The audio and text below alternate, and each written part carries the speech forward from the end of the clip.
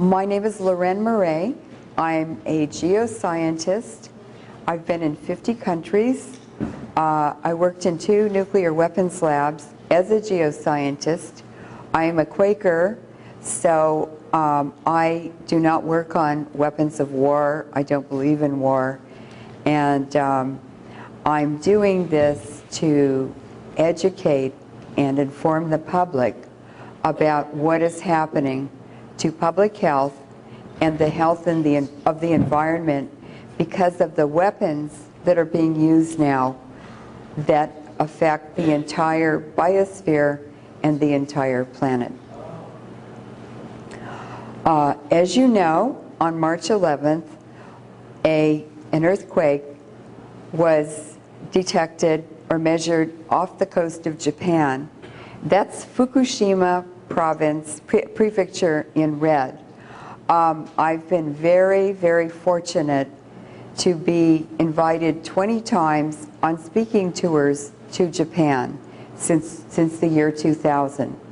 And even though I had worked in 2 nuclear weapons labs, the Lawrence Berkeley lab where the Manhattan Project started, and the Lawrence Livermore lab in Livermore, which is about 45 miles southeast from Berkeley, where I live, I knew nothing about nuclear weapons. I just heard people talking about big mushroom clouds, and I just had no idea what the effects are until I was invited to Japan in the year 2000 because I was a whistleblower on the Yucca Mountain Project in Nevada, which is the most important public works project the U.S. has ever undertaken. And it was to construct an underground repository for all of the nuclear waste produced in the United States from, first of all, the nuclear weapons program, after it was the Manhattan Project that never ended, and the nuclear power industry. They produce highly radioactive, very toxic waste, and depleted uranium and other Navy weapons and reactors, and the space program, very, very radioactive plutonium that's much hotter than what they use in nuclear bombs, is produced for power supplies in spacecraft. And Carl Grossman has written very good books about it. He's a really good investigative journalist, but he's also a professor, and he's a friend of mine. So the U.S. has been producing nuclear waste since even before World War II with nowhere to store it. So all this nuclear waste is sitting at the facilities that generated it, and there's still nowhere to put it. When I was working at Livermore, I was doing geochemistry research on the WIP project in New Mexico. That's the Waste Isolation Pilot Project. And the Norwegians, the Finns, the Swedish, the Swedes have underground nuclear waste repositories in crystalline rock. In other words, granite or very, very solid rock bodies. Maybe in the 60s or 70s, when nuclear energy was getting going, a senator in, I think it was Vermont or New Hampshire, knew that most of the nuclear power plants would be on the East Coast, and he didn't want that nuclear waste on the East Coast, and he didn't want it in his state. So he passed a law in Congress prohibiting the storage of nuclear waste in any crystalline rock. The safest place to put it, even there it's not safe. But he absolutely sabotaged the ability for the United States to safely store nuclear waste. And the New Mexico, the NRC, and before that the Atomic Energy Commission. NRC is the Nuclear Regulatory Commission that succeeded the AEC. They went from state to state to state to state, and they get they got kicked out of every single state, not only by the citizens, by the elected officials as well. It was unanimous. It's the one time America has been, any state was really completely unanimous between politicians and citizens. So it ended up in New Mexico, where the Los Alamos lab is, and it ended up in an underground salt deposit from a Permian ocean many millions of years before. I was at Livermore working on the geochemistry, and I heard about it. I didn't really know very much about it. I was busy in labs, you know, talking to people and doing whatever. But then they moved it. Well, what happened is the New Mexico legislature voted to allow that pilot project in New Mexico, but they demanded that the federal government build a whole new infrastructure of freeways and highways in New Mexico. As soon as the freeways and highways were completed, the legislature voted that no nuclear waste could be transported on highways and freeways in New Mexico. So the government had to regroup, reorganize, and they picked the Nevada test site where 1,300 nuclear weapons tests have been conducted. And those nuclear weapons tests have destroyed the health and the mental health and the health of the environment of the entire United States. The SAT scores for all children who took them in the United States declined 12% from children born in 1945 who were not exposed to any ionizing radiation until children born in 1963 were exposed to peak levels in 1963 when the U.S. military and the nuclear establishment detonated 250 nuclear weapons at the Nevada test site because they knew the 1963 Partial Test Ban Treaty would end their ability to do atmospheric testing. It takes 2 years to set up a nuclear weapons test. How they did it, 250 in 1 year, I have no idea. But I bet it was with baling wire and chewing gum a whole lot of the way. And when I began to investigate HAARP, which is the new weapon of mass destruction, replacing the nuclear weapons in the U.S. military arsenal, I understood why so many atmospheric tests had been done, and that they were co-developing with the Soviet Union HAARP, the new weapon of mass destruction, in order to weaponize the atmosphere and the energy of the universe, the energy in our environment, the energy in natural systems and natural events. They had to understand how the atmosphere worked.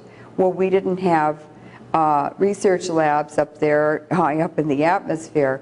So what they had to do was to inject huge amounts of ionized particles, and that's what comes out of nuclear bombs, into the Earth's magnetic field and study the behavior of those particles as they interacted with the magnetic field.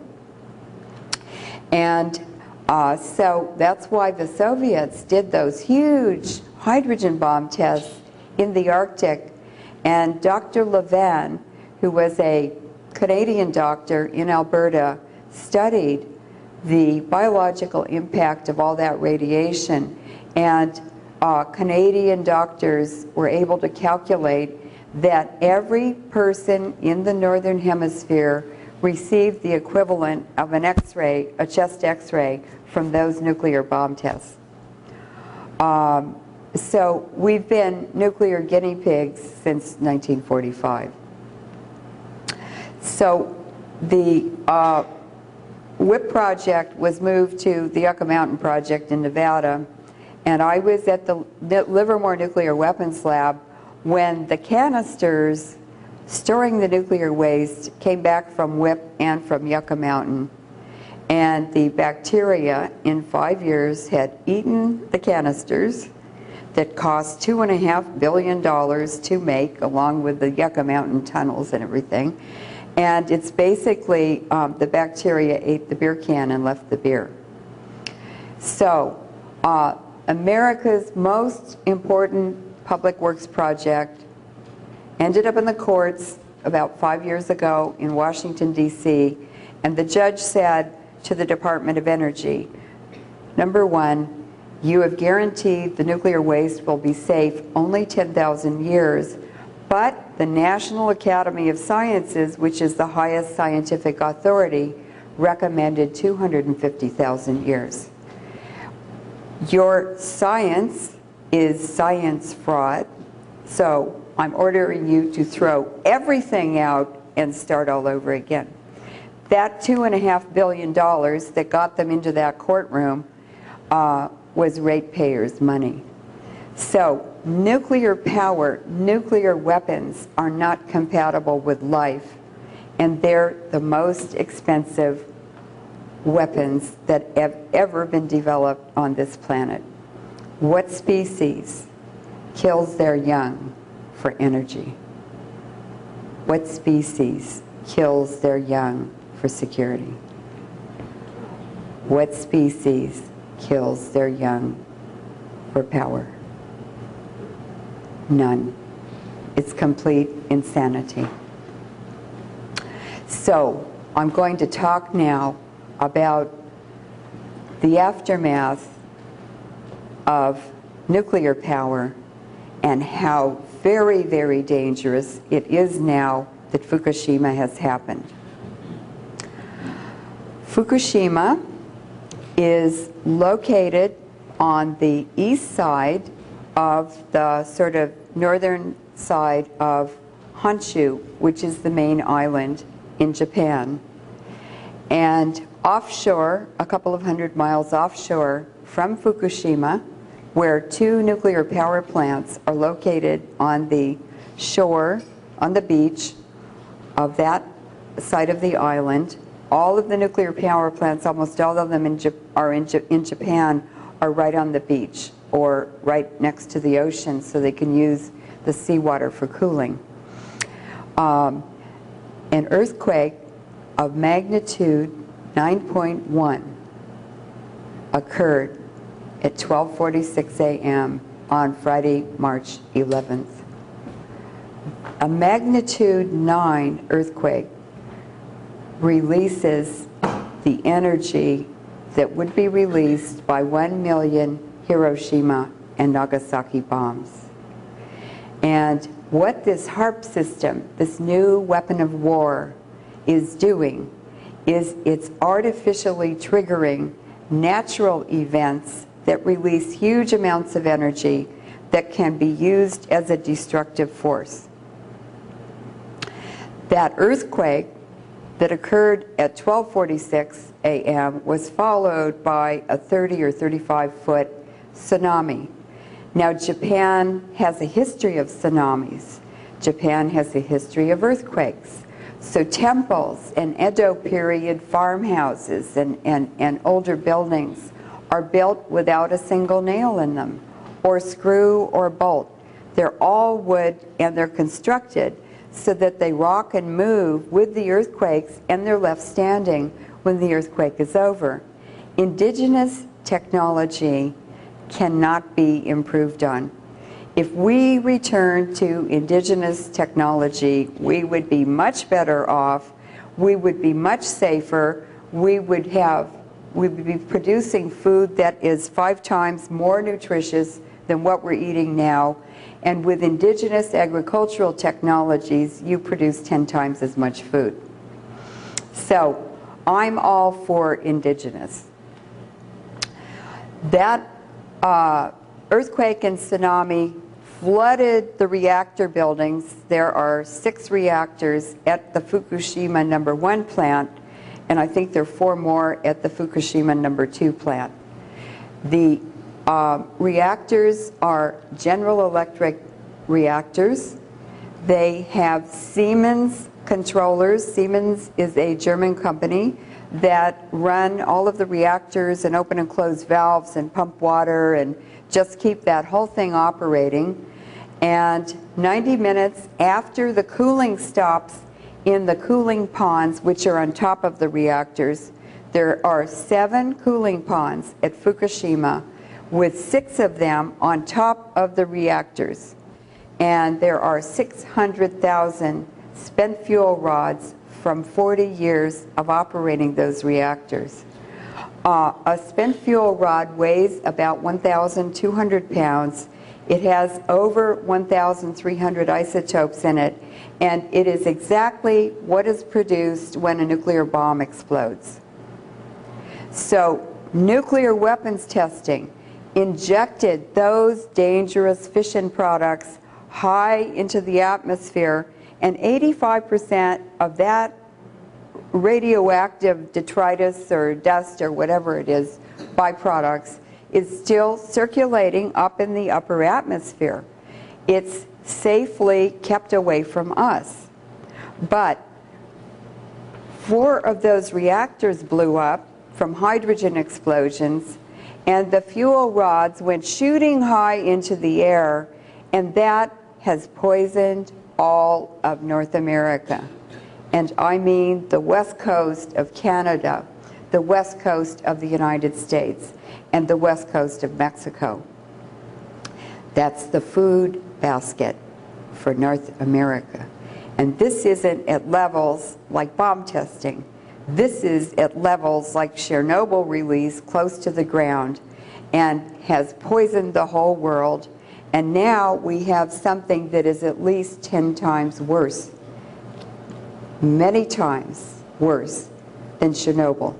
Because the reactor at Chernobyl that caught on fire was half the size of the small reactor in Unit 1, and it was mostly fuel rods that were uranium that burned instead of the spent fuel rods that represent a real nuclear war that burned at Fukushima.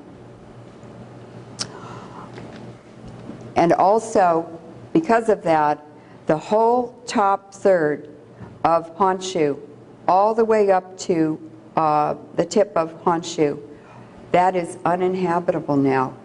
It is 3 times more radioactive on the ground than after Chernobyl. It's uninhabitable.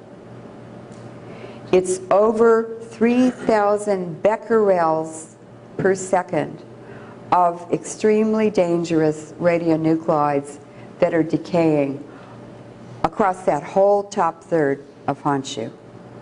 And when the U.S. military evacuated Kanto, which is that light blue area, it's Tokyo and Yokosuka, which is the biggest U.S. Navy base in Japan, where the self-defense forces have their ships, the Japanese ships, and a very wide region where also agriculture is done. When the U.S. military bailed out of that area, I knew it was really bad. So,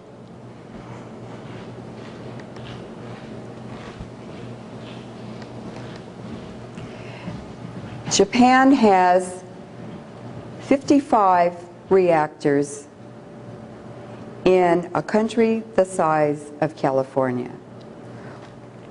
There are multiple reactors in each power plant, and I've been in some of them. I've investigated and inspected them. The most dangerous nuclear power plant is, I think it's this one. It's, no, it's down here, one of these. It's called Hamaoka. Now, Japan is extremely dangerous to choose as a site to put any nuclear technologies, because Japan is sitting, it's an island arc, sitting on top of 4 tectonic plates. So the Philippine plate is moving north, the Pacific plate is moving west and trying to subduct under China, with Japan bobbing on top of it. The North American plate is moving south, and the China plate is moving east. So it's a terrible, terrible place. It would be like trying to crawl on top of a gunny sack with about 5 big hogs in it, all wiggling and jumping around and pushing each other. And I'd like to see you or me or anyone try to stay on top of that gunny sack. So that's basically the tectonic setting of Japan. And the Hamaoka plate is near the junction of 3 plates. I was able to get the Tokyo Electric Power Company map, which has the faults and the strata, the geologic layers or rock types and everything on it, because that's what TEPCO submitted to the Japanese government in order to operate, for the license to operate Hamaoka. So I went to Hamaoka and I had a press conference there. And then I went to the prefecture headquarters where the governor and the prefecture government operates, and I had another press conference there. And I had walked all around Hamaoka the day before and collected rocks and took pictures and observed the intake and exhaust pipes. They're huge. They're twice as wide as this room. They consume huge amounts of water for the cooling systems. And I held up the map and showed all the reporters what it looked like. And I said, can you see the faults on this map? Can you see how the reactors are carefully placed between the faults? They said, yeah. And I said, instead of the rocks lying flat like they're supposed to, they're standing on their sides. And I said, this is not a safe place to build a nuclear power plant. And they said, but TEPCO told us it was safe. So I took a baggie out of my backpack and I held up a baggie and I said, these are the rocks that those reactors are sitting on. And I took a rock out and I crumbled it like sugar. And they said, we're all going to write stories about this. And all of them wrote articles that were in the Japan newspapers the next day. Even the most conservative one, the Yomiuri News, which was started by a military war crimes character who was very pro-nuclear power, and he used the Yomiuri News to promote nuclear power in Japan and sell it to the public. Even their reporter wrote an article about it. So here we have a country that is just an accident waiting to happen. And I wrote a 2004 article for the Japan Times after the Hamaoka visit, and I hope all of you will read it. It's in English on the internet, and it's called Japan's Deadly Game of Nuclear Roulette. Now the tragic thing is that every nuclear power plant can be converted to natural gas, because all that reactor does is boil water to turn the turbines to produce electricity. You can take the reactor out, put a gas burner in, produce 8 times more energy, much cheaper, eliminate the environmental hazard of the emissions, because all of the radiation from operations every day goes up the stack. And it ends up in all the fields and the food and in the water, drinking water, and in babies' teeth. I've collected 6,000 baby teeth from children living around nuclear power plants in the U.S. with a small group of scientists. Dr. Ernest Sternglass is one of them, and he helped to convince the Senate to sign the Partial Test Ban Treaty in 1963. I also collected baby teeth in Japan, in Tokyo, and the radiation levels were the same as for children living around nuclear power plants in the U.S.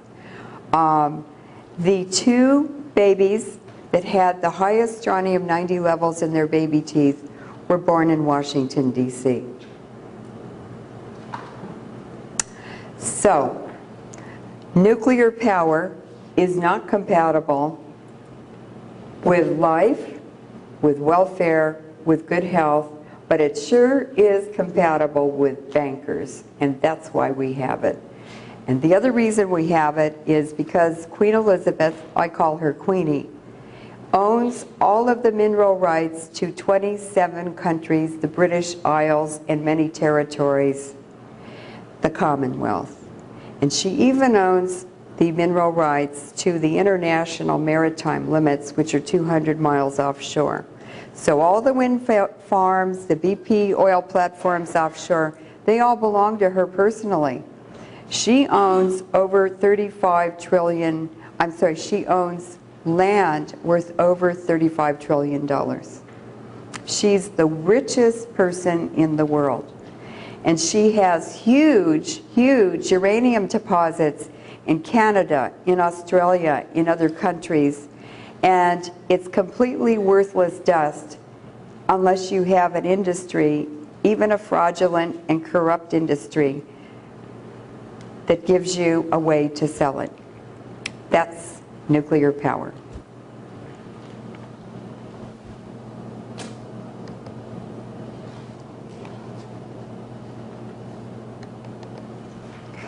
This is Hamaoka from the air.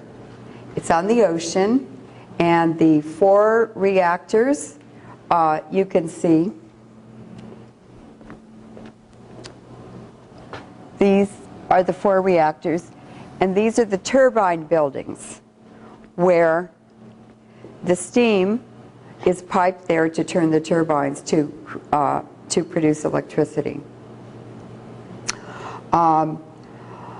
After 90 minutes after cooling stops in a nuclear power plant, the reactors go into meltdown. Now, after the accident, the cooling systems did not work for almost 24 hours. They couldn't get the backup systems to work. The pump for the cooling systems that operate normally is down close to the ocean. It's right on the beach. So that got flooded and destroyed by the tsunami. The first backup system is diesel, and that's in the basement underneath the reactor. And after a 32 or 34-foot wave, tsunami went over that building, it flooded that system. Then there was the battery backup system. They couldn't get that to work. So almost 24 hours after the earthquake, they still did not have cooling in those reactors. So they were actually in advanced stages of meltdown. In September, TEPCO secretly put MOX fuel in unit number 3. MOX fuel is mixed uranium and oxide. It's extremely dangerous. It's very hazardous when it escapes into the environment, and it's very hot and hard to control. That was unit number 3, which was the second one that blew up.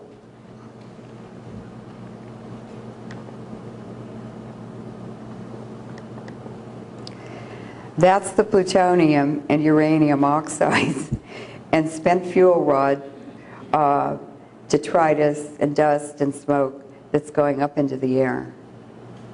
And that has now contaminated the whole northern hemisphere.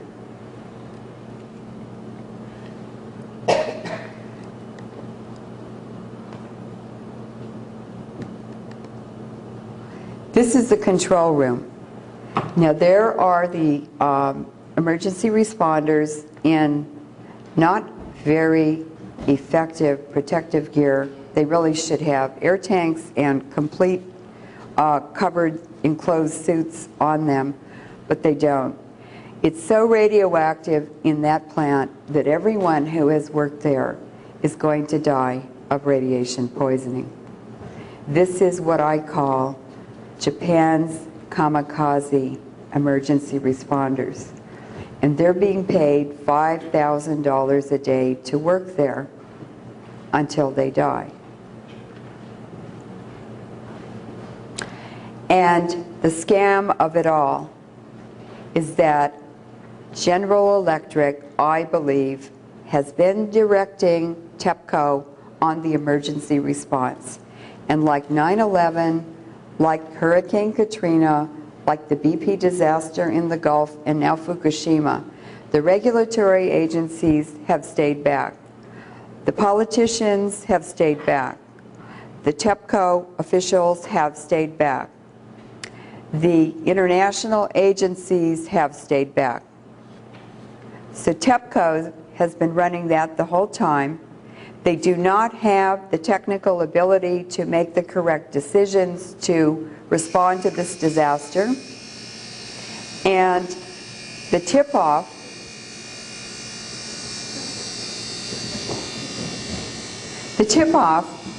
was when Hillary Clinton announced as Secretary of State 4 or 5 days after the disaster that she was shipping a plane load of boron to Fukushima, and that's what they should have used on the first day since it was already in meltdown. And boron is what you dump on nuclear materials that are going into a runaway fission process because it absorbs the neutrons and stops the fissioning.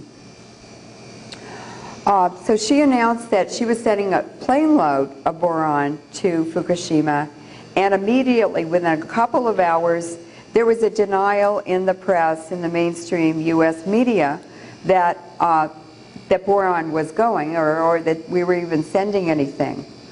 Now, what is that noise? Oh. So that was a tip-off right there that someone else was running that emergency response, and they were not running it to end the disaster, they were prolonging it. Oh, also, when you look at aerial photos and whoever robots or whatever took photos inside, in the aftermath, it's very clear that there's no way they could have gotten cooling systems or these reactors ever back to normal or under control. And so they absolutely should have covered everything with boron and shut down the fissioning and then cemented over the whole plant.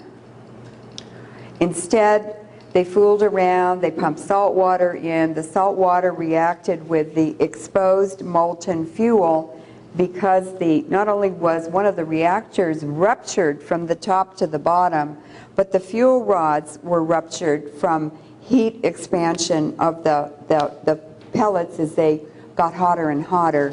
And then the seawater got into contact with the molten fuel, or the not so molten fuel, but the hot fuel, and it created hydrogen and zirconium oxide. The fuel tubes are made of zirconium. The hydrogen is lighter than air, so it floated up and collected under the roof in the reactor building. This is exactly what happened at 3 Mile Island. But at 3 Mile Island, they drilled holes into the side of the building up high so that the hydrogen would leak out before it exploded. All of a sudden, Unit 1 blew up. The whole roof went sky high. Maybe a day or half a day later, building number 3, or reactor number 3, which is the MOX reactor, blew up. Now, what's really interesting is that the USS Ronald Reagan aircraft carrier was sitting 100 miles offshore when the MOX building blew up. It was Prime Minister Nakasone in the 1980s of Japan who went to Washington, D.C. and made a secret agreement with President Ronald Reagan to bring MOX fuel to Japan. Interesting. The MOX building blows up and the USS Ronald Reagan is sitting there. They set up helicopters, measured the radiation, and got the hell out of there because they were contaminating the aircraft carrier, the planes, the personnel, everything. And then reactor number 3 blew up, and reactor number 4 did not, it blew up but not as badly. So they had a total disaster. By this time, the rods had melted through the bottom of the reactors. The reactors and the molten fuel were melting through the bottom of the plant, and they are now down in the soil headed for the groundwater. there's no way to stop it now unless you tunnel under that reactor fuel that's moving down and pack boron under there. Finally, not very long ago, maybe a week ago, the U.S. government urgently requested that Japan stop using salt water to cool the reactors because the salt builds up in the pipes, it builds up inside the reactor, and it absolutely makes the disaster worse because it impedes the flow of water that's cooling what they're trying to cool. It's completely insane. Now, what happened is they put the MOX fuel in Unit 3 in September. In October, the Japanese government discovered that 63 computers in Japan had been infected with the Stuxnet computer virus. The Stuxnet computer virus was written by the CIA and the Mossad to be inserted with a flash drive into a computer system inside power plants that use Siemens controllers because power plants are off-grid and offline, and that is to protect them from terrorist events. 1 month before this disaster, an Israeli security team had just finished installing a new security system, and they must have been the ones who put the Stuxnet virus into the Fukushima operating system. And that's why they couldn't get any of the backup systems working after the earthquake and tsunami. The Stuxnet virus was also used 6 months ago in Iran at the Bushehr centrifuge facility where they enrich uranium to make nuclear fuel for their nuclear power plants. It hides in the computer system and is programmed to go off at a certain time. And so in the Bushehr plant, all of the controllers and the workers were sitting in the control room, and all the dials said everything was operating normally, everything was just fine. But in the room where the centrifuges were, that virus made those centrifuges go faster and faster, accelerating until they just flew apart. So that virus destroyed half of the centrifuges in that Bushehr facility. It was like 400 or 450.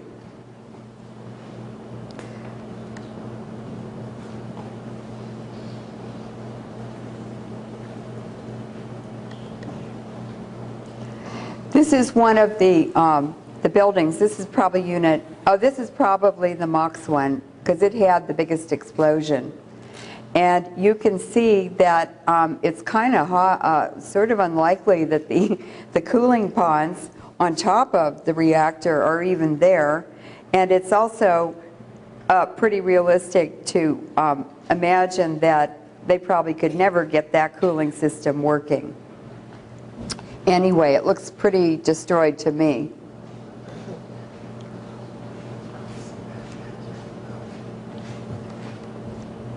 This is sort of hard to see, but it's a good example or a good summary of what happened on each day and the power output and so forth and so on. So you can see that unit number 1 is the one more to the right. That blew up on March 12th. Unit number 2 blew up March 15th. Unit number 3, which is the MOX unit, blew up on March 14th, and unit number 4 blew up on March 15th. And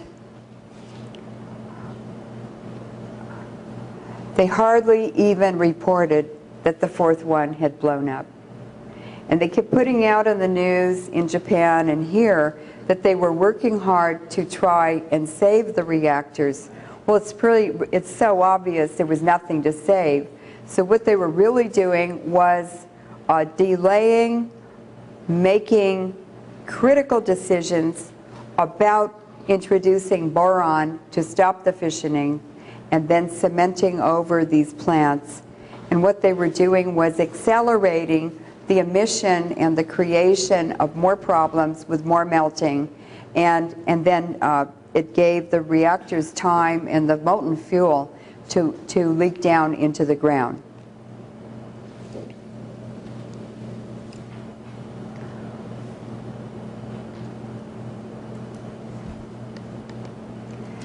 This is the cesium-131 plumes that were released from Fukushima, and this is March 18th, the day that they reached the west coast of North America. On March 17th, public health officials in the counties in California, and I have two letters, one from Sonoma County, north of the Bay Area, and one from Santa Clara County, which is where Stanford is in Silicon Valley. The public health officials released letters to all doctors in those counties telling them not to give American patients who were concerned about radiation exposure iodine tablets. The amount of radiation would be insignificant, and iodine is dangerous for your system. A couple of days after that, San Francisco reported 18,000 times higher levels of radioactive iodine-131 in the drinking water in San Francisco than the EPA standard allows. On March 17th, the same day that those letters went out that prevented the protection of American Californians' thyroids, and thyroid iodine is also in every cell in your body. And since maybe in the last 20 or 30 years, the iodine levels in Americans has dropped 50%. So they are obviously causing nutritional problems in American food.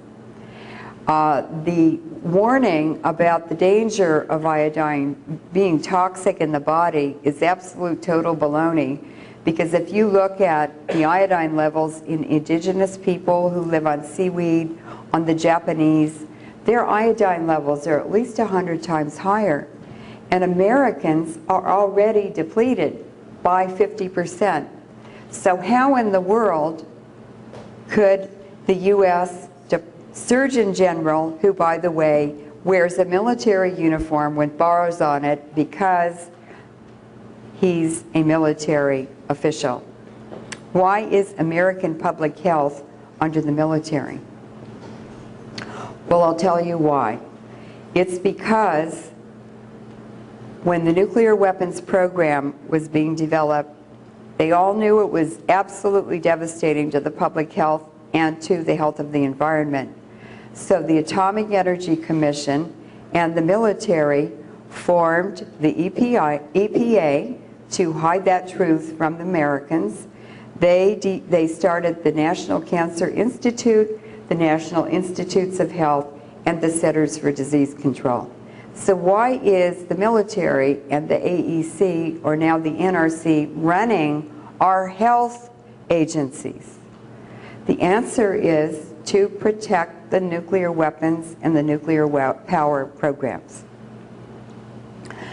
And they've stopped measuring radiation, radioactive iodine in milk. The Canadian government and the US government said the amount of radiation that will be in our environment is minimal, it's not dangerous to public health, but the Canadian government moved their British Columbia radiation monitoring program from the coast to Kamloops, which is very far inland, and that was to protect their own workers, but also to not have a paper trail on the very high levels of ionizing radiation that was being rained out along the coastal areas and then moving inland. The EPA announced that they had 124 radiation monitoring stations in the US, but they said 24 are broken, and they said we're not measuring any elevated levels, it's all harmless.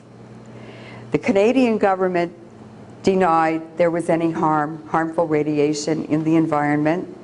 And so I called my radiation scientists around the world, and they gave me data from the Norwegian and the German facilities that actually do monitoring in the environment for the partial test ban, for the non-proliferation treaty, to make sure no one is testing weapons illegally. And those are the two best sites that I've seen. This is actually an animated map that shows how the plume moves over 3 days. The one, I think this is an American one, but the German one and the Norwegian one, they've had it the whole time so that anyone anywhere in the world can understand what is really happening and even evacuate. We should have all been evacuated from the West Coast. And this has just gotten worse. Now they're flooding it into the ocean. It's going to get into the ocean currents and be carried around the Atlantic and the Pacific Ocean. And eventually, in 1 year, it's completely mixed in the whole entire atmosphere of this planet. There's nowhere to hide. There's no way to stop it. There's no way to turn it off. It respects no borders. It respects no socioeconomic class. And it respects no religion. It's a global, universal, equal opportunity killer. And we can't see it. We can't taste it. You can't even measure it in the rain because it's low levels. But as it rains out, every day it accumulates in the environment. And what they're doing is serving us a dose of radiation that will last for thousands of years, that has contaminated all of North America.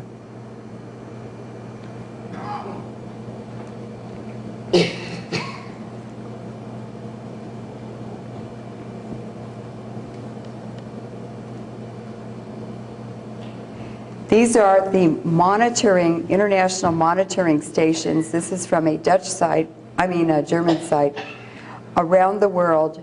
And these light up as the radiation is detected, and you can see the date on the right, upper right is changing.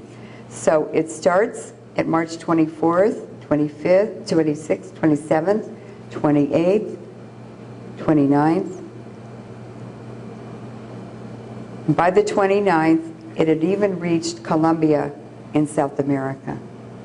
Now, at the equator is very hot and moist, and air flowing from the poles, the North Pole and the South Pole, towards the equator, heats up and rises at the equator. So it's like a shower curtain that sort of prevents the air, the poisoned air from North America, the northern hemisphere, getting into the southern hemisphere. But eventually, because of all the processes in the dynamic troposphere, it ends up in the southern hemisphere too. Now, tell me if you really believe the government statements that it's harmless and it's a small amount and it's not really going anywhere. It sure is going everywhere, and they know exactly what they're doing, because they've been monitoring radiation since 1945.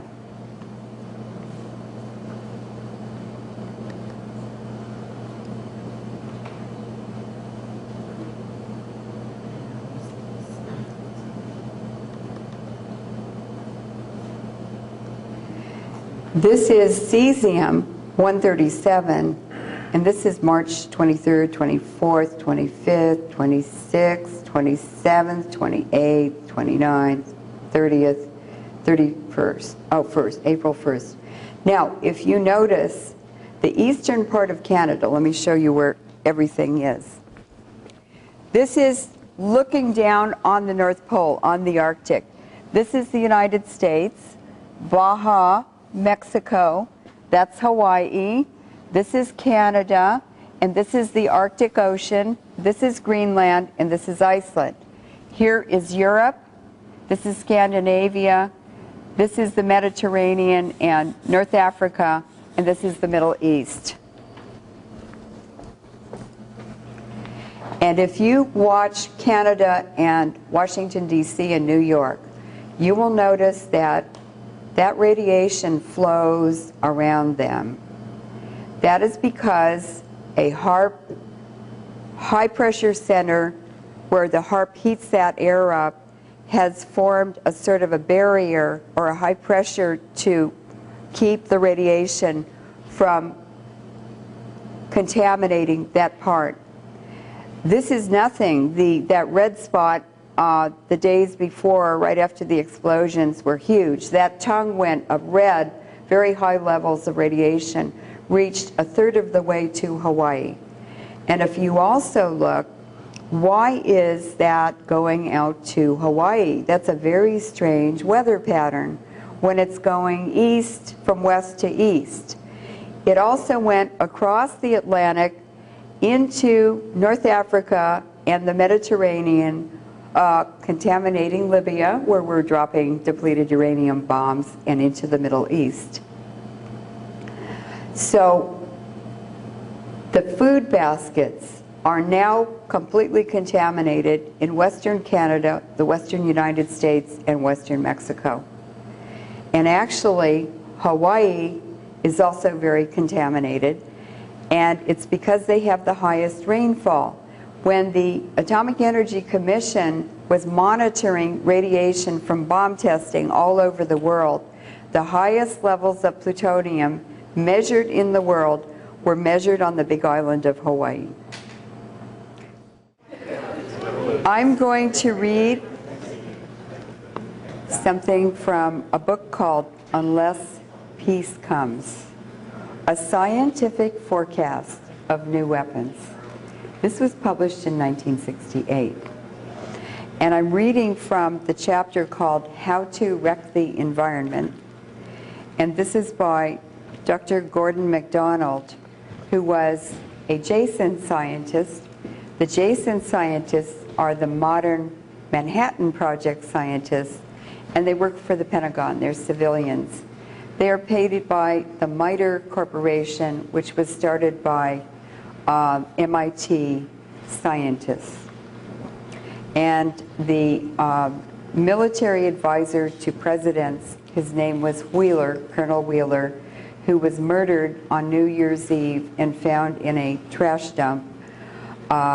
He also worked for the MITRE Corporation, so he was most definitely involved with HAARP. Someone in the audience asked me to explain the difference between a magnitude 1, a magnitude 2, 3, 4, 5, 6, 7, 8, 9, 10 earthquake is that each magnitude is 1,000 times stronger than the last magnitude. So it's not 1, 2, 2 is twice as strong as 1. It's 2 is 1,000 times stronger.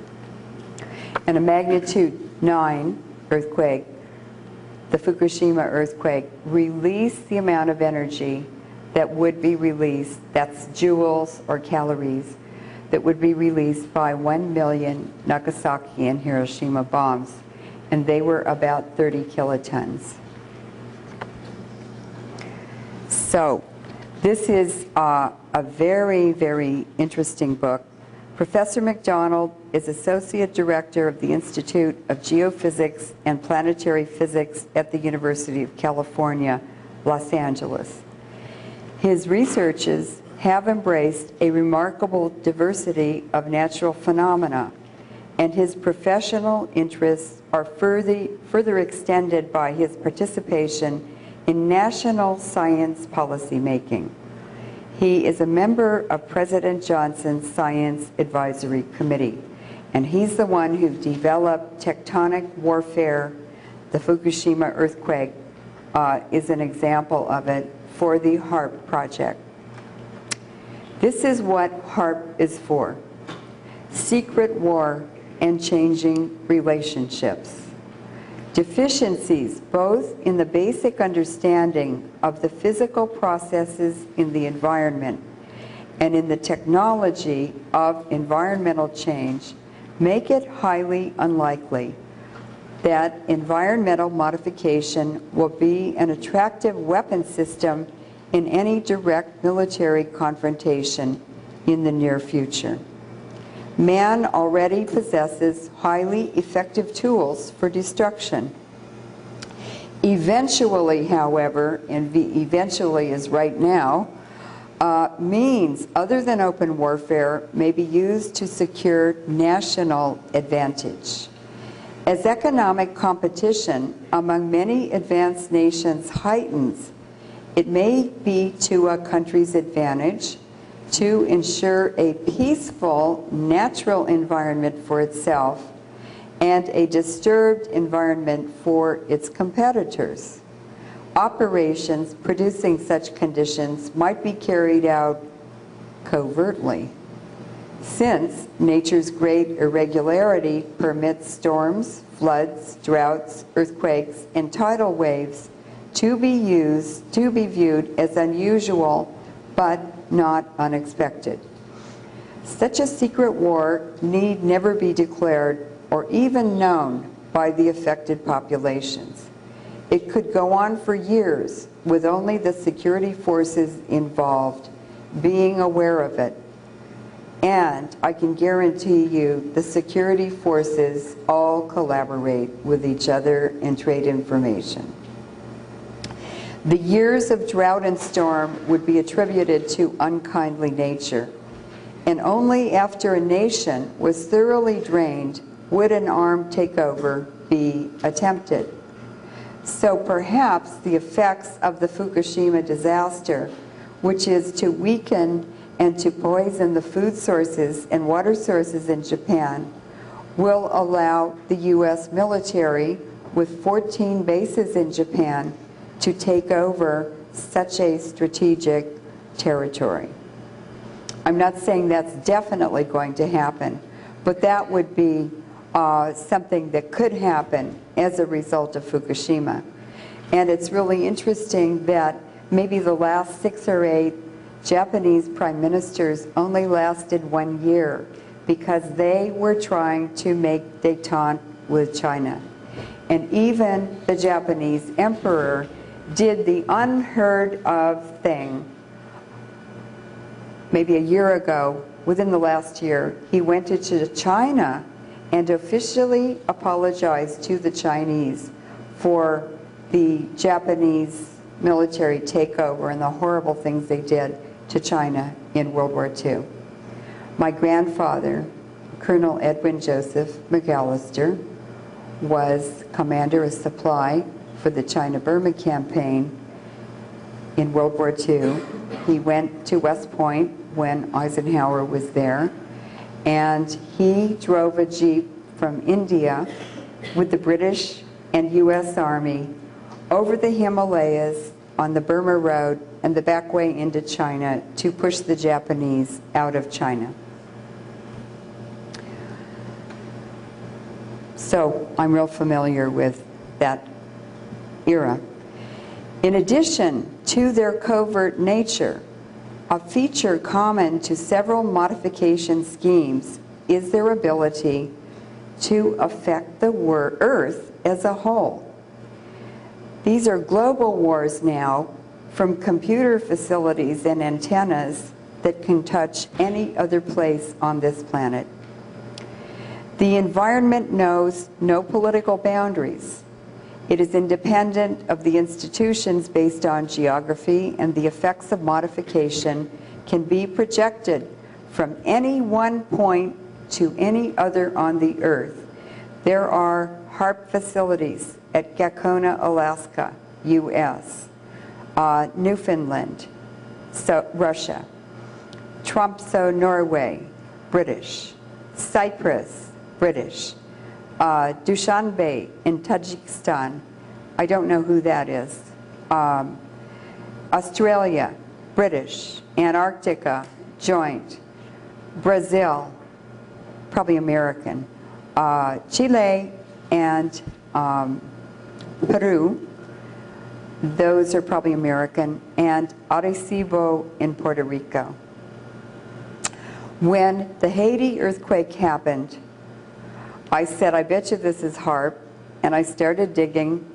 The Eurasian Mineral Company, mining company, had bought 25% of the mineral rights to Haiti 6 months before the earthquake.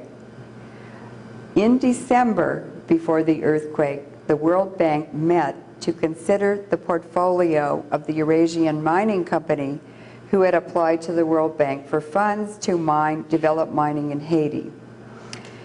The World Bank Committee met the day before the earthquake, but they did not vote to fund it. The earthquake happened the next day, and the day after that, the committee met again and voted to fund it. When I investigated the funds that were donated for mineral exploration and assessment of how much they could get out of each mineral body in the Dominican Republic, that mineral belt extended into Haiti. I discovered that the Rockefellers, the British mining company interests, and Canadians were all invested in exploration and assessment of the mineral belt in the Dominican Republic that extended into Haiti. So they had a good idea. They were assessing how much money they could get out of each volcano.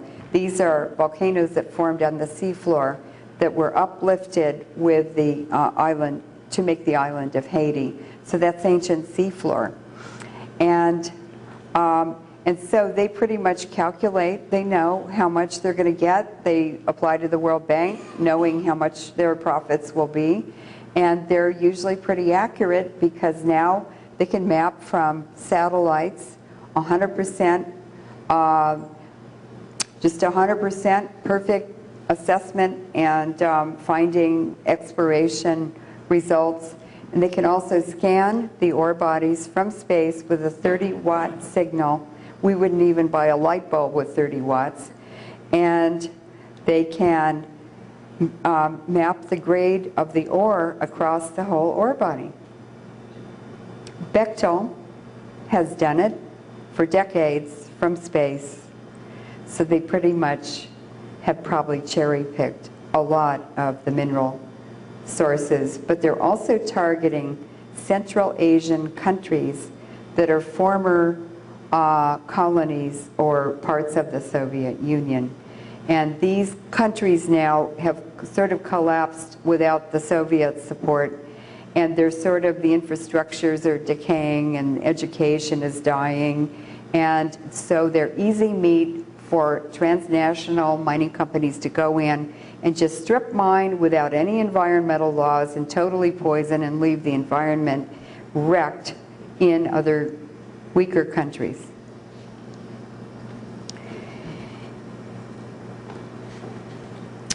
The environment knows no political boundaries. It is independent of the institutions based on geography. And the effects of modification can be projected from any one point to any other on the earth. Because environmental modification may be a dominant feature of future world decades, there is concern that this incipient technology is in total conflict with many of the traditional geographical and political units and concepts. This is a completely new form of war. Political, legal, economic, and sociological consequences of deliberate environmental modification, even for peaceful purposes, will be of such complexity that perhaps all our present involvements in nuclear affairs will seem simple. Our understanding of basic environmental science and technology is primitive, and I want to really emphasize that. They really don't know what they're doing. But still more primitive are our notions of the proper political forms and procedures to deal with the consequences of modification. All experience shows that less significant technological changes than environmental control finally transform political and social relationships. Experience also shows that these transformations are not necessarily predictable, and certainly this one isn't. Releasing this huge amount of radiation into the environment. And that guesses we might make now based on precedent are likely to be quite wrong. It would seem, however, that these non-scientific, non-technological problems are of such magnitude that they deserve consideration by serious students throughout the world if society is to live comfortably in a controlled environment. So here he is, the developer of tectonic warfare, and he's warning people that this may not be such a good idea. Now, after reading that and understanding what is behind HAARP or how it might be applied, let's look at this disaster and maybe figure out some of the economic benefits behind executing a disaster like this. The Western North America, Canada, the United States, and Mexico is the food basket for North America. And what basically they've done is to contaminate it permanently with low-level radiation, which is contaminating the water, the livestock, the dairy products, the food, the air, even our gardens, our shoes, our umbrellas. And you should not go out in the rain for at least a year without full protective covering, including gloves, because this stuff goes right through your skin into your tissues and blood. And you should also leave the umbrella and your shoes or your rubber boots outside so that you don't track it all over your house and contaminate your house. In Tokyo already, there is yellow rain being reported. Yellow rain was reported after Chernobyl. It's the iodine 131 in the rain that is staining it yellow. And with that iodine is, remember, 13 other radioactive isotopes that are in that raindrop, in that puddle, in that stream running down the road. So you need to be very, very careful. And you should also avoid dairy products. Dairy products and drinking water are the main pathways for radiation into your body.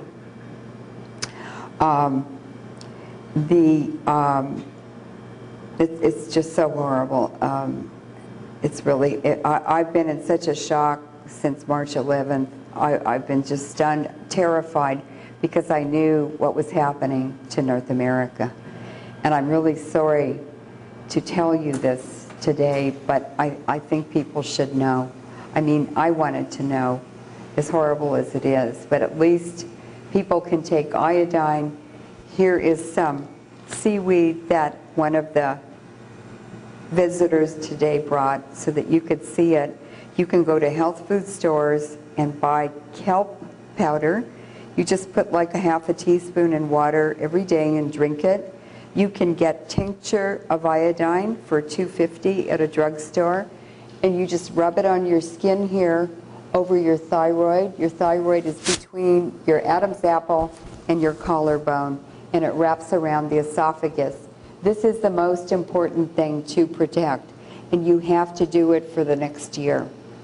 This stuff is going to continue to be coming across the ocean until they really stop it and cover it and entomb it. The half-life of iodine 131 is 8.5 days. It takes 10 half-lives for the radiation to diminish. So that's 85 days before it's diminished. And you want to flood your thyroid and your body with iodine so that it prevents uptake of the radioactive iodine. When you damage the thyroid, that is causing obesity, immune system damage, all kinds of problems in the body. The thyroid signals the mother's brain to control development of the brain in the developing baby. So it's pregnant women and babies and children and the elderly who are the most damaged, because people in their early and middle years are pretty healthy, they have functioning immune systems, and they're more able to survive the damage from the free radicals that are released by the radiation particles. So please go, everyone, today, and be sure you take iodine every day for at least the next 6 months or year. It may save your life. And remember the epidemic of thyroid cancer during and after bomb testing? We don't need to have that happen to us. We can prevent it if we just do simple things. You can also put the iodine on the skin of your abdomen or anywhere out of sight. It washes off in the shower and it goes right through your skin. So please just do that every day. It's so cheap to do. Leuren, Yes. Seasons down the street just got this potassium iodide in on their shelves. Which store? Right down the street, New Seasons. New Seasons has potassium iodide tablets. And don't listen to the departments of public health. You have to take your own health care under your own management and do the best thing you can for yourself. And there's a lot of information on the internet. Now, not only are the food baskets poisoned with radiation, but it's going to bankrupt the farmers, the Japanese farmers and the farmers in the West. And that allows the international bankers to buy that farmland. They own a lot of it already. And to begin farming that radioactive farmland and feeding us food products that are contaminated. But they also are growing food in India. The Rothschilds have bought up huge amounts of farmland. Monsanto is also there with modified food. And the Rothschilds planned a long time ago to bankrupt the Japanese and European farmers so they could be the ones to sell them food. Why are they doing this? It's because there are 3 ways to create new wealth: banking, agriculture, mining. They already have control of banking. They're getting control of the food supply, and they certainly control mining. So that is one of the economic factors behind disasters like this, and there are going to be more. This is just the beginning. Yeah. What about, where do we get food? Huh? Where do we find food? Grow our own, but you can't grow it outside. So you can do sprouting, but what else do we? I really haven't found an answer to that because I'm trying to figure it out for myself. What I recommended, I've been evacuating people from Tokyo and Hawaii because they're going to be the most impacted, although the west coast of North America is very impacted as well. But I recommended that people go to the southern hemisphere. And some of my Japanese friends took their children and fled Japan. They went to Okinawa, and I said, it's down there now. You have to go to the southern hemisphere. And it's especially for the small children. It's very hard to evacuate Japanese because culturally, whatever happens, they suffer through it, or they tread through it, or they just stay together and go through it together. And maybe that's the best way to do it. But I don't think it's good to sacrifice the children to be with the elderly. I don't think the elderly want their bloodlines to end in that way. So it's like it's a terrible choice. If you leave with your children, you feel guilty and horrible about leaving the elderly behind and other members of the family. But if you stay, your future, your genetic future of your family and your bloodline is very compromised.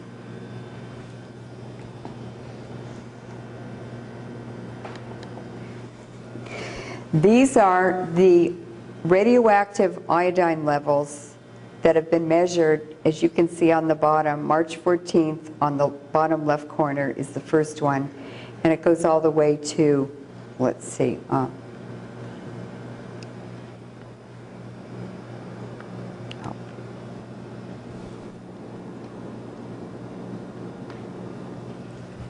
April 4th on the right side. The top dotted line in sort of a mustard color is the highest levels reached during Chernobyl, for comparison. The very bright pink line on the top is the Japan measurements. And as you can see, it's very irregular depending on the releases and maybe weather patterns too, but mostly the timing of the releases. Right underneath it is a black line. That is Hawaii. And you can see that Hawaii is even higher than the western U.S. But they have very high rainfall. So it's geography and weather that determine where the radiation gets rained out and what concentrations and so forth and so on, the details of it.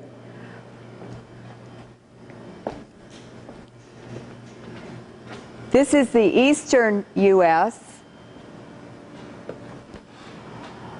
This is Iceland. And the radiation went through the Arctic Ocean down past Greenland and contaminated Iceland. This is Stockholm in Norway. They got pretty high levels. Yes, Sweden. This is Russia. I'm sorry, no, this is the Azores, which is in the eastern Atlantic. This is western Russia. You can see the weather patterns made at higher and lower. And let's see, is there one more? Oh, this is Schoen Island. Schoen Island, that's in the Black Forest. It's a mountain in the Black Forest of Germany. Now what's really interesting, this is the west coast of North America. Look how flat that is compared to Japan and some of these others. What happened on the 17th is the day the letters went to medical doctors in counties in California instructing them not to give patients radioactive iodine. On the 17th, in the Bay Area, Southern California, and in Arizona, I've had reports that chemtrails were very, very heavy in the sky. They were putting them up all day long. On the morning of the 18th, they continued in the Bay Area, and at 11 a.m. on the 18th, Friday the 18th, all of a sudden the sky went completely black over the Bay Area. There was thunder and lightning, the lights flickered, and some of my friends went outside and they told me there was a huge vortex in the sky over the Bay Area. That's very, very unusual. I've never seen it ever. And at 11:10 a.m. it started pouring rain. Tornado warnings came out on the TV, warning everyone in the Bay Area that there were tornadoes to put towels around their heads and go in their basements. And it rained day and night for 2 weeks. And that is why that West Coast iodine level is so flat, because it was rained out into our environment. And that was weather modification. It was the military doing that. HARP.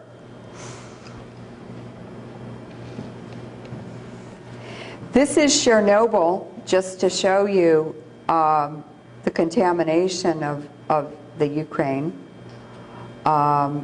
Is that? Yeah, I think that's Chernobyl. And basically, if you overlay this on the top third of Japan, it probably gives you a pretty good idea. It's almost the same area of the disaster in Japan, but it's actually worse. Oh, thank you. Thanks.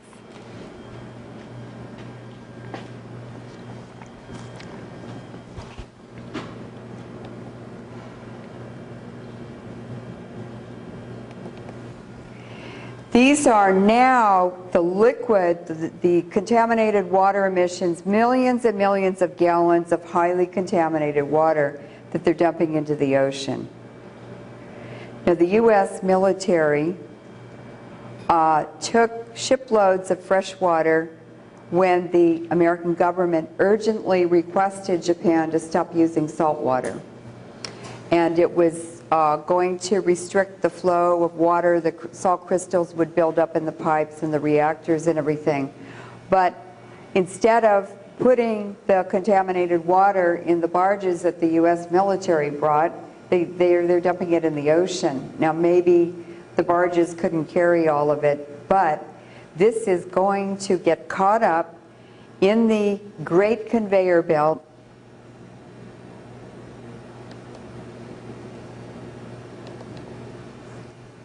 which is, global circulation in the oceans of basically the heat that determines climate on this planet.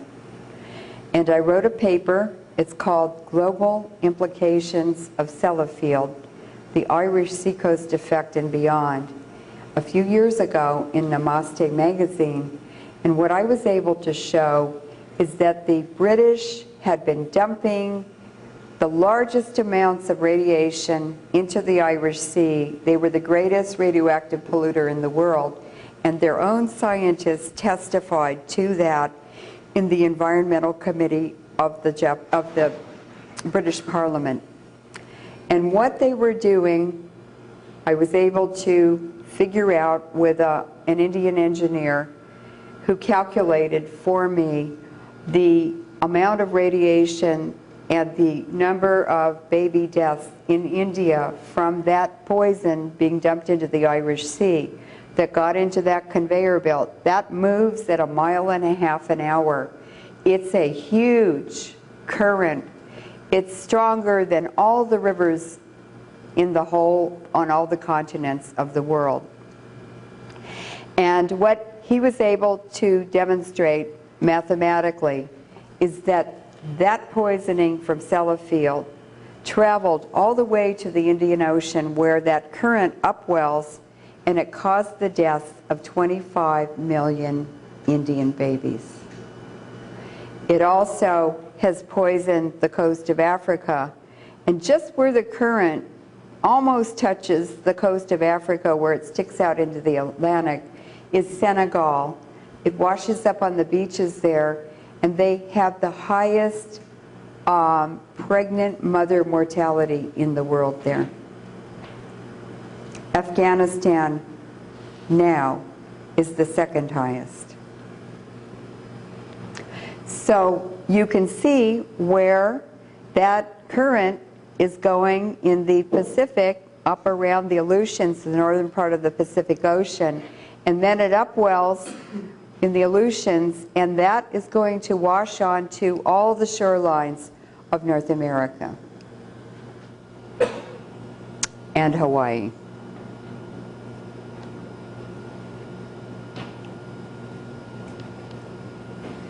This is what bomb testing in North America did during, from 1955 to 1963, when bomb testing ended.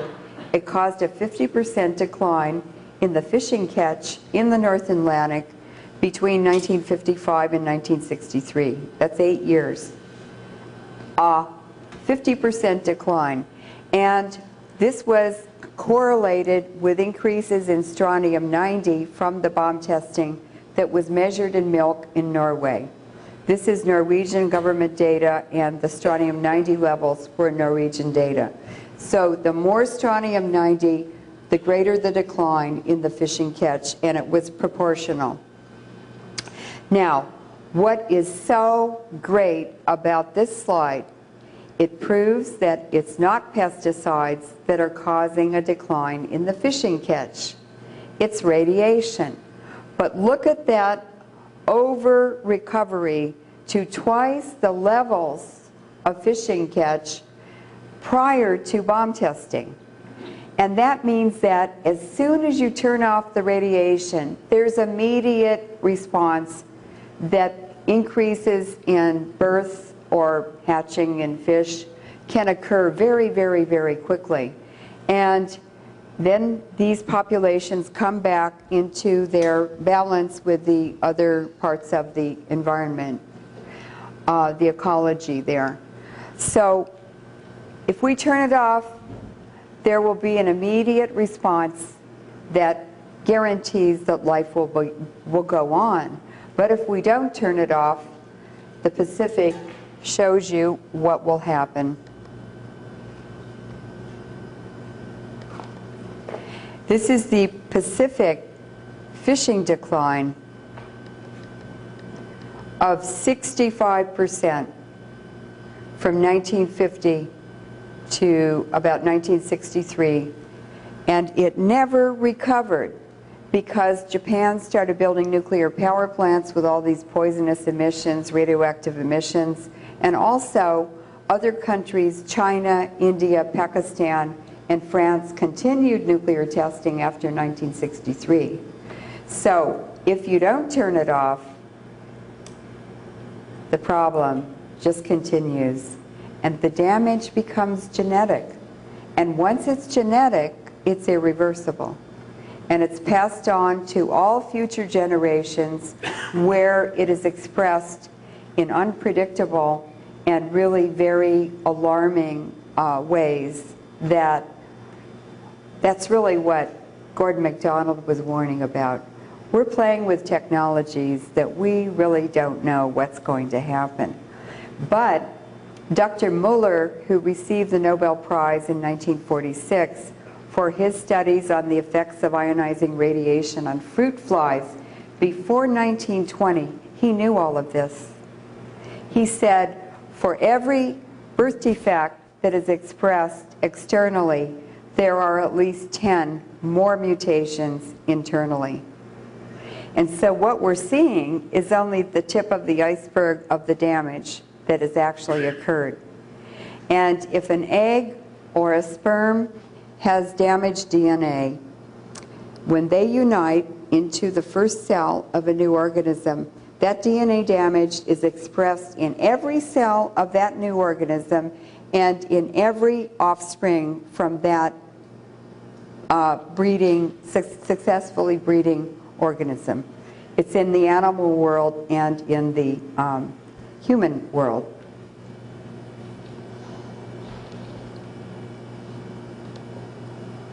Uh-oh.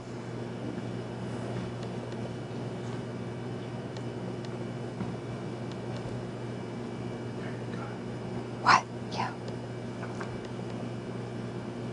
Now this is what bomb testing did to America. These are the combined radioactive rain out and snow out of bomb tests in the United States between 1952 and 1963. This is measured on the ground right after each bomb test, and within a year that was cycled all through the environment because of air circulation, water circulation, and other factors. And everybody in the United States between 1952 and 1963 was actually internally exposed to radiation. So we've survived one nuclear war, and we will survive this nuclear war, but there will be a lot of damage that happens. And it's so imperative, it's so important for people to understand how to protect themselves and their children, and to be much more aware of what ionizing radiation is doing in our environment. The Japanese, because of the Hiroshima and Nagasaki bombings, they developed many, many ways to treat radiation without even having access to modern technologies, medical technologies. For instance, the doctors, when they didn't have blood to give blood transfusions, they used seaweed. They used the juice of seaweed to put into people's veins to keep them alive. It's seawater that we evolved from. It's basically what our blood is, and they did miracle things. Miso soup is another very, very good food. So if you can go on an Asian diet, or at least include it in your diet, you are doing things that are protecting your health. In fact, When President Eisenhower, General Eisenhower, was President of the United States, it was raining in Washington, D.C. And he started to go outside, and his advisors said, no, no, no, General Eisenhower, don't go outside today. He said, well, why not? And they said, it's raining. And he said, well, what's wrong with the rain? And they said, oh, it's the nuclear bomb test. Radiation is, raining out today, and it wouldn't be wise for you to go outside. He said, it's here? They said, yeah. The government knew very well what they were doing. They did it anyway.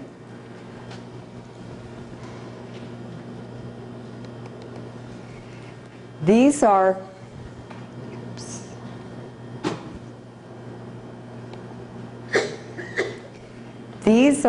diseases caused by free radicals. Free radicals are produced in greater numbers from ionizing radiation than any other source.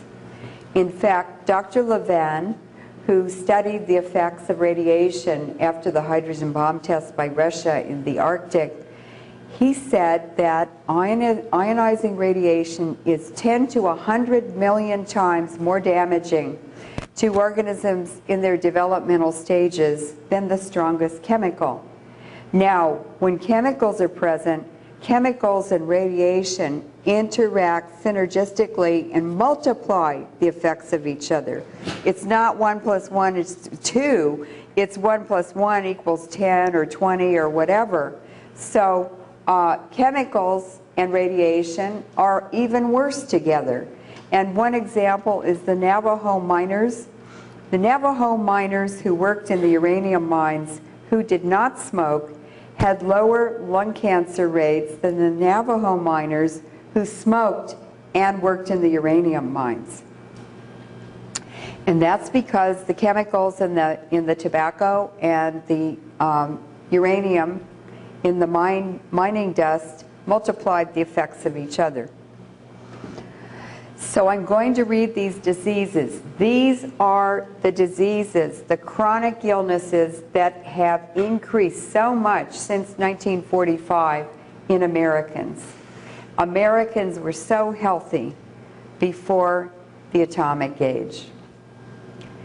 Arterial sclerosis, hypertension, diabetes, ischemia, reperfusion, chronic inflammatory diseases, rheumatoid arthritis, inflammatory bowel disease, lung damage, and the adult respiratory distress syndrome, asthma, cystic fibrosis, oxidative stress and cancer, a complex relationship, oxidative stress and ischemic or traumatic brain injury, oxidative stress and Parkinson's disease, Alzheimer's disease, amyotrophic lateral sclerosis, other neurodegenerative diseases, Down syndrome, multiple sclerosis, neuronal ceroid lipofuscinosis, Huntington's disease, Friedreich's ataxia, tardive dyskinesia, prion diseases, that's mad cow disease, HIV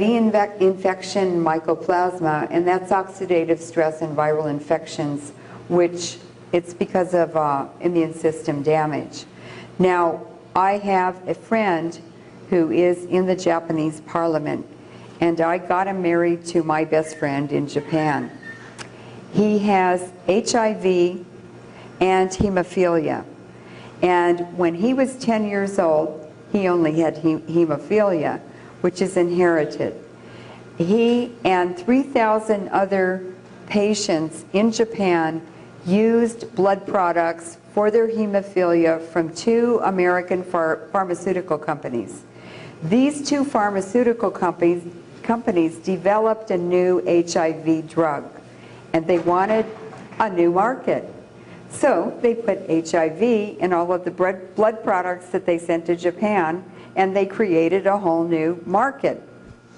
He filed a lawsuit, class action lawsuit, for more than 3,000 very seriously ill people in Japan. And he did it for them because they couldn't do it for themselves. It took 8 years. His mother helped him. His father divorced his mother because of it and the stress. but they won the lawsuit. And he came to my house with my friend over Christmas to New Year's a couple of years ago, and I had to watch this beautiful young man who kept telling me I shouldn't even be alive. And he was doing 2 medications every day, all day long. My whole refrigerator was full of it. And I convinced them to get married. I sat and talked to them every day. I sat on the floor and talked to them about things they didn't really want to talk about to each other. And they went back to Japan and they announced their engagement in the Japanese parliament on my birthday in my honor.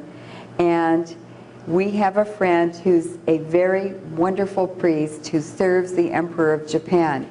And he advised the parliament member to start doing Tai Chi.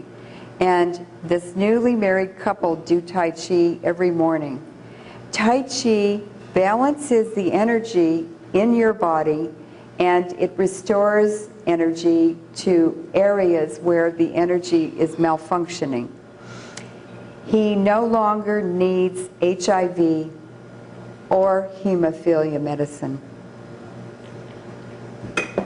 That's the miracle of trying alternative medicine and indigenous technology, because it works, it's free, it's non-invasive, and it frees you from the burden of disease and poor health.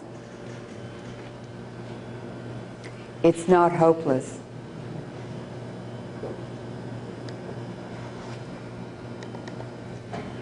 These are the diseases diagnosed in the Veterans Administration in a PowerPoint.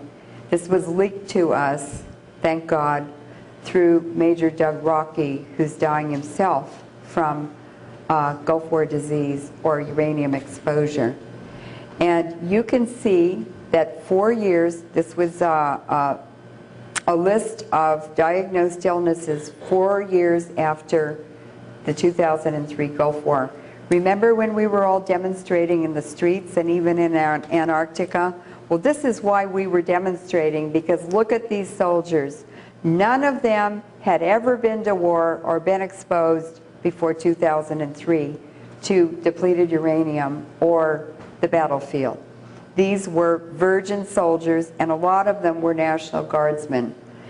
So musculoskeletal, mental, ill-defined conditions, gastrointestinal, and neuro illnesses are the highest, at the highest rates. Look at malignant neoplasms or cancer at the very bottom. What that means is when the governments admit that cancer and birth defects are caused by ionizing radiation, it's because they don't want to admit there's an elephant in the living room, and it's all these chronic illnesses that I just showed you in that list of free radical related illnesses. After World War II, we had a 5% medical disability rate in our soldiers. After Vietnam, because of Agent Orange, it was 10%. And Vietnam veterans survived about 10 years after the Vietnam War. They were able to work and keep their marriages together.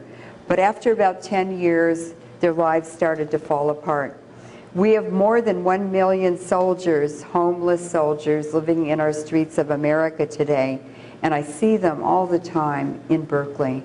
They are too sick to work. A lot of them are in wheelchairs. They're brain damaged.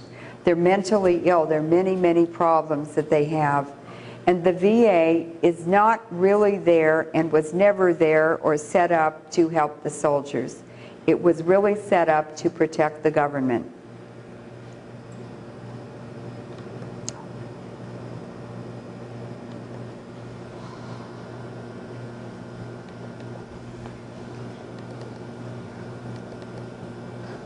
This is a breast cancer map of the United States. 2/3 of all breast cancer deaths in the United States occurred within 100 miles of reactors. Those two kind of in the middle, you can see Los Alamos in New Mexico and the Idaho Nuclear Engineering Lab almost up there by Hanford. They have reactors. They have operating reactors. Look at California. The bottom area is San Onofre and Diablo Canyon nuclear power plants. The Bay Area is the sort of round one with the Livermore Lab, the secret Navy, U.S. Navy radioactive research facility in Hunters Point Naval Shipyard. The whole black community is dying of radiation-related illnesses, and the mortician for San Francisco County, coroner for San Francisco County, stated that every person he did an autopsy on in San Francisco County who was from Hunters Point had cancer in their bodies, no matter what the cause of death was.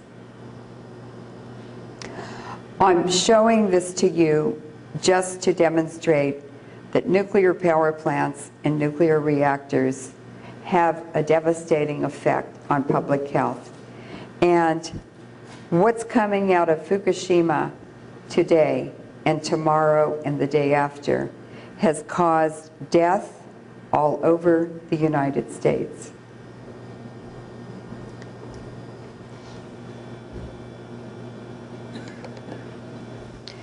This is data from Japan. It's the main causes of death since 1898. This is the most complete health statistics that I've found in the world. I have the complete health statistics in one volume for $140 from the Japanese government. And they did it meticulously and in great detail. The problem is it's just big piles of numbers, just like when you go to the Centers of Disease site, you have to know how to graph them. Well, this actually was graphed in the journal, but you can see that up until the 1950s, the main causes of death in Japan were from infectious diseases. And cancer, which is that green line, was very, very low, and so was diabetes. There's a blank space, 1945 to 1947, when the US government would not allow the Japanese to report their vital statistics. It was to hide the effects of Hiroshima and Nagasaki. And then, with the introduction of each new nuclear technology, mortality from radiation-related illnesses replaced the deaths from infectious diseases. And you can see that that top hump is cerebrovascular diseases, brain diseases, mortality. And cancer went up, and also underneath cancer is heart disease. And look at the big increase after 1990 with the introduction of depleted uranium to the battlefield. I got the annual reports off of the Los Angeles Department of Water and Power website, and I plotted the uranium levels in drinking water in Los Angeles since 1999. And you can see all the battles, Najaf, al-Sadr, Basra, 2003 Iraq War, Tora Bora bombing. It's all in the drinking water of Los Angeles. Uranium in drinking water or in rivers or whatever is causing hormone and estrogen effects. And in Los Angeles, the little boys are disappearing from the schoolrooms because the XY chromosome, which is a boy, and the XX chromosome, which is a girl, the XX is much stronger, and so the XY is weaker, and more of the baby boy fetuses die or embryos die than female. And the estrogen and hormone effects are also causing an expanding female population, a shrinking male population in, for instance, the salmon in the Columbia River because of radiation from Hanford and the Trojan reactor. So what we're doing is turning humans and animals into hermaphrodites, mixing sexual reproductive cells. And you can see in fish reproductive tissues, there are defective or irregular sperm-producing cells right next to and integrated in the ova, the female egg. What are those doing in male fish? They shouldn't be there. The polar bears in the Arctic exposed to those bomb tests and the radiation from Iraq, Afghanistan, and Yugoslavia carried up to the Arctic within a couple of days. The female polar bears have cubs, but they also have penises. And so this is happening in our babies too. And what a terrible decision for a parent to have a newborn and have to decide what to remove in surgery or whether to wait until the child is old enough to choose which sex they want to be. What a dilemma. What are we doing to humanity? What are we doing to life on Earth? This is complete insanity.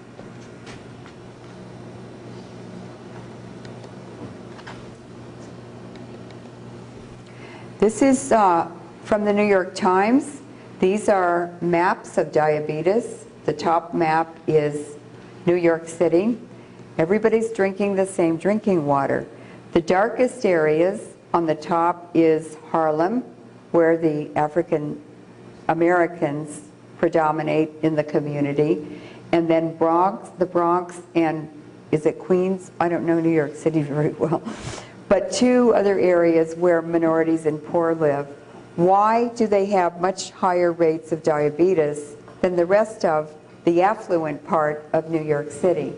The answer is that we discovered after Chernobyl that the state milk boards are taking the most contaminated radioactive milk from dairies near nuclear power plants, and they're shipping that into black inner city communities where it's sold in the mom and pop stores. Look at Africa in the bottom map. It has the lowest diabetes in the world. So how can diabetes be genetic in blacks if they didn't have it in Africa? It's because U.S. national policy is to genocide the black communities with radiation.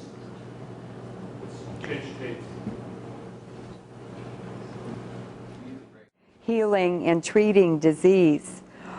There are certain plants that have a certain vibrational energy, and it's from the photons coming from the sun that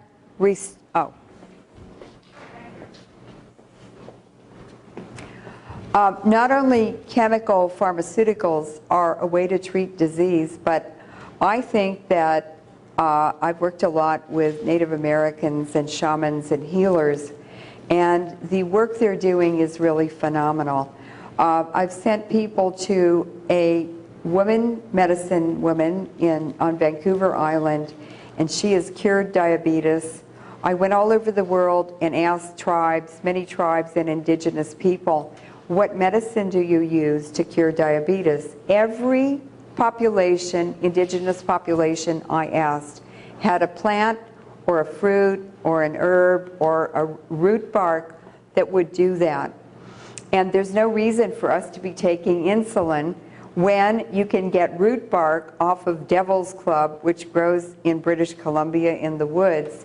Make a tea out of it every morning, and you have no diabetes. And she can even cure it. I've sent people to her, and she did.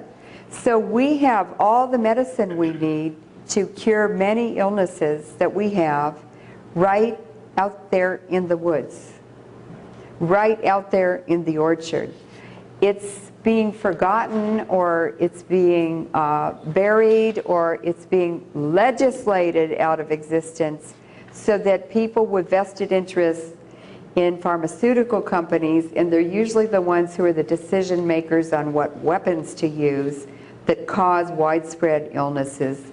So for instance, depleted uranium. The Carlyle Group and George Herbert Walker Bush, who started it, made her first huge amounts of money on depleted uranium weapons, which George Herbert Walker Bush introduced in Gulf War I. And then it continued to be used in larger and larger amounts, and it's all over the world now. It's been measured in the atmosphere in England 7 to 9 days after they use it in Iraq and Afghanistan. It's in LA drinking water a week or two after they use it in Afghanistan, in Iraq. So if it's in LA drinking water in British atmosphere, it means it's global. It's absolutely everywhere. And we don't even know it. We don't even taste it. It's not even reported to us by our own radiation monitoring agencies. So we really need to read more. And all I'm doing today is giving you a framework for a puzzle. And now that you have that framework, there are many pieces that you have already, but you have no way to relate compartmentalized information. Now that you've got a Velcro patch on your brain, which I put on today, you will begin to collect information, but you have a framework to put it in, and it really becomes more exciting and interesting as you read and share it with other people, and they tell each other stories, and you create your own database of information that you collected yourself, that you can trust and you can share with others. So please, please talk to everyone you know and share this information, because it's only a global awareness. All these small lights going on all over the world, sharing information that will save us and help us, and also make us realize it's not personal. It depersonalizes the pain and the fright and the suffering, and it empowers us to speak out, to act in a positive way, and to help each other.